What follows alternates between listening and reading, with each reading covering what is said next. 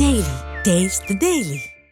திருப்புவனம் அஜித்குமார் கொலை வழக்கை விசாரிக்க டெல்லியிலிருந்து மதுரைக்கு வந்த சிபிஐ அதிகாரிகள் அங்குள்ள அலுவலகத்தில் விசாரணையை தொடங்கியிருக்கின்றனர்.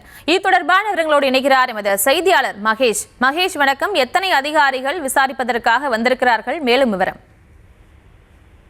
நிச்சயமாக பிரியங்கா, சிவகங்கை மாவட்டம் திருப்புவனத்தில் கடந்த மாதம் 28ஆம் தேதி அஜித்குமார் என்ற இளைஞர் தனிப்படை காவல்துறையினால் விசாரணை நடத்தி தாக்கியதில் கொலை செய்யப்பட்ட வழக்கை விசாரிப்பதற்காக அலுவலர்கள் ஒரு வாரத்தில் சிபிஐ இயக்குனர் நியமிக்க வேண்டும் என்ற தகவல் வந்தது. அதன் அடிப்படையில் அந்த அலுவலகத்தில் மாவட்ட கூடுதல் நீதிபதியின் விசாரணை அறிக்கை மற்றும் அவரது கட்டுப்பாட்டில் இருக்கும் சாட்சிகள் ஆவணங்களை பெற்றுக்கொள்ள வேண்டும், விசாரணையை முறையாக நடைபெற வேண்டும், அனைத்து தரப்பிலும் விரிவான விசாரணை மேற்கொண்டு இறுதி அறிக்கை சம்பந்தப்பட்ட நீதிமன்றத்தில் ஆகஸ்ட் 20ஆம் தேதி தாக்கல் செய்ய வேண்டும். தடய அறிவியல் துறை அறிக்கையை ஒரு வாரத்தில் சம்பந்தப்பட்ட நீதிமன்றத்தில் தாக்கல் செய்ய வேண்டும்.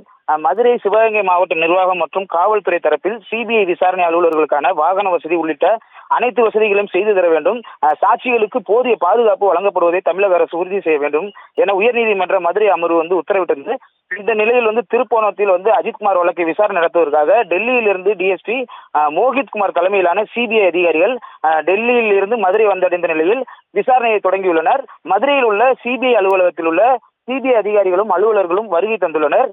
சிபிஐ அதிகாரிகள் விசாரணையில் நீதிபதி ஜான் சுந்தர்லால் சுரேஷ் அவர்களின் விசாரணை அறிக்கையை பெற்ற பின் தென்மண்டல ஐஜி மற்றும் சிவகங்கை மாவட்ட பொறுப்பு எஸ்பி உள்ளிட்டோரும் ஆலோசனை நடத்திய பின்பாக விசாரணையை அடுத்த கட்ட நடவடிக்கை தொடங்க உள்ளனர். பிரியங்கா,